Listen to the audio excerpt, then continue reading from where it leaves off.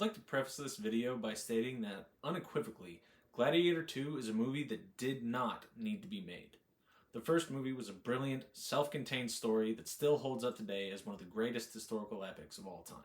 To be frank, it wouldn't have mattered if the second one had eclipsed the first in terms of quality or not, though it's not even in the same league. Simply by existing, it does a disservice to Gladiator and its legacy in the history of film. Now that we've gotten the disclaimers out of the way, let's get into it. Rather than focusing on specific points in the film, as I've only been able to see it once in theaters, I'll be taking a macro view and discussing some of the core issues I have. First, we're going to take a look at the characters. In the first Gladiator, we had a tight central cast, consisting of Maximus, Lucilla, and Commodus. Everyone else, while admittedly important, existed in service to these characters in one capacity or another. This allowed the writers to fully flesh out their main characters, which, in turn, endeared them to the audience. More importantly, it allowed the actors to fully invest themselves in their roles, making them all the more real. Gladiator 2 has, and I'm not exaggerating here, 6 main characters. Listing them out so you don't think I'm lying, we've got Lucius, Lucilla, Marcus Acacius, Macrinus, and the Emperors Geta and Caracalla. They've doubled up the number of main roles that the writers have to fully flesh out, while actually reducing the theatrical runtime by 7 minutes compared to the first movie.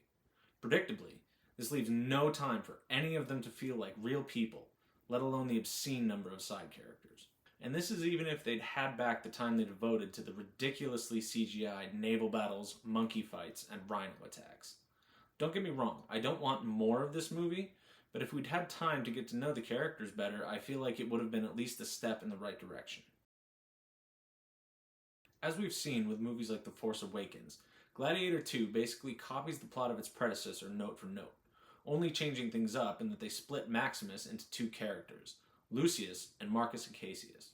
The movie opens on a battle between the Roman army, navy in this case, and a group of North African, and I'm quoting here, barbarians. For those who don't know, the word barbarians was used to describe the people in Germania and Britain at that time. As a side note, I'd just like to say that even excusing the blatant historical inaccuracies of this film, the fact that they got even the basics wrong really shows just how little they cared. Anyway, we move from the opening battle to Lucius's capture and eventual fight in a gladiatorial pit, where his potential as a champion is first recognized. I'm not going to go beat for beat here since we don't have that kind of time, but suffice it to say that Lucius's journey follows Maximus's almost exactly. The only difference is that Lucius has nothing of Maximus's development, and falls flat on his face as a leader, a fighter, and a character. Marcus Acacius' journey, by the same token, mirrors Maximus's as well. The disillusioned Roman general, seeking to overthrow the corrupt emperor, gets captured and thrown into the arena just as he's initiating his coup. This is not to say that Pedro Pascal didn't turn in a good performance. He did the best he could with what he had, it's just that they gave him so little to work with. The dual emperors, meanwhile, cannot hold a candle to Commodus as villains, despite the fact that Joseph Quinn gave it his all. They're just crazy for crazy's sake, whereas Commodus was given fully fleshed out reasons for his behaviors. Again, we find that they split Commodus down the middle, giving half his motivation and story to each of 2 different characters. His name is Caan. He has the power to make things always have been other things. As with most sequels these days, at least the ones that have been made 20 years after the originals were released, Gladiator 2 takes plot threads that were already tied off by the end of the first movie and tries to unknot them and marry them to new plot threads in the second.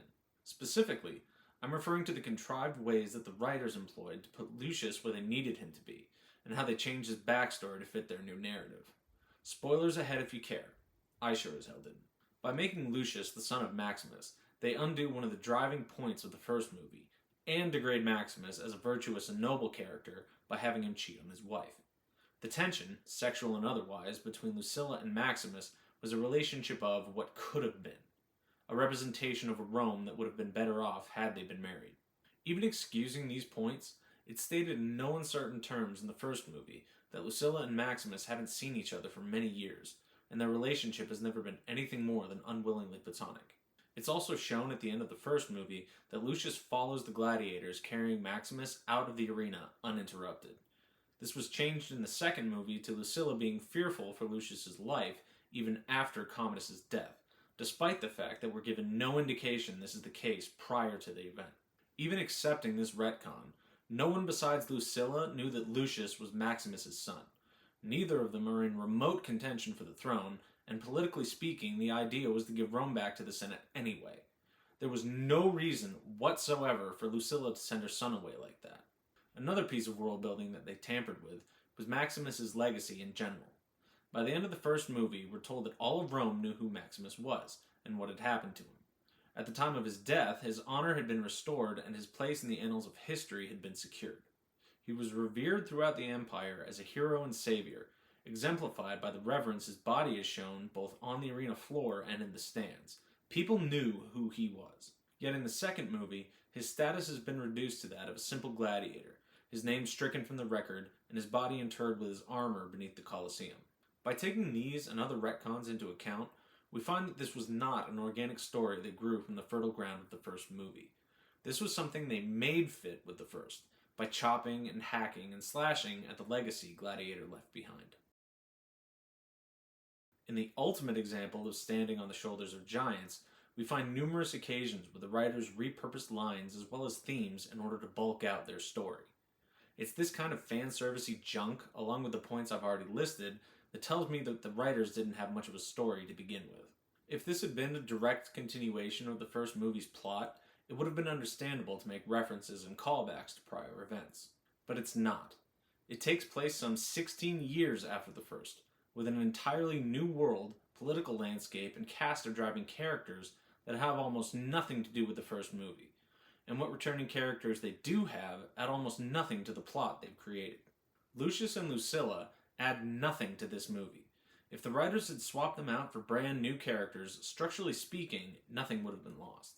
By repurposing these characters, as well as lines from a superior film, they attempt to lend legitimacy to their own, but all that ends up happening is that they come off as unoriginal. This is to say nothing of the fact that it will cause the audience to draw comparisons to the original, and find the sequel desperately wanting. I've realized that I've moved pretty quickly through this video, and what I've outlined here is just a small portion of my issues with Gladiator 2, but they are the most pressing. I've also got a problem with the dialogue, the CGI, the pacing, the world building, the lack of gravitas, the cheap feel of the production, the lack of development for Lucius, his wife, Macrinus, and the Emperors, wasted time, bloated set pieces, the revisionist history, the historical accuracy, the mixing of Greek and Roman history and culture, and the utter stupidity of the ending. Not to mention the fact that at certain points, this movie feels like Zack Snyder's 300 as told by Ridley Scott. But these are nitpicks compared to my other points, and aren't really worth wasting your time to begin with. In the end, I wouldn't recommend you waste the cost of the tickets, popcorn, and sodas on this movie. Honestly, I wouldn't recommend you waste the 2.5 hours of your life it would cost to watch it once it comes to streaming. Watch the first movie, the director's cut if you can, and recall better days. Anyway, that's all I've got for you this time. So if you like what you've heard, do me a favor and hit the like and subscribe buttons. It really helps me out. Also, if you're feeling it, go ahead and check out the other videos on my channel, or hit up my website to see my blog and maybe buy one of my books on Amazon. Thanks very much for watching, and I'll see you in the next one.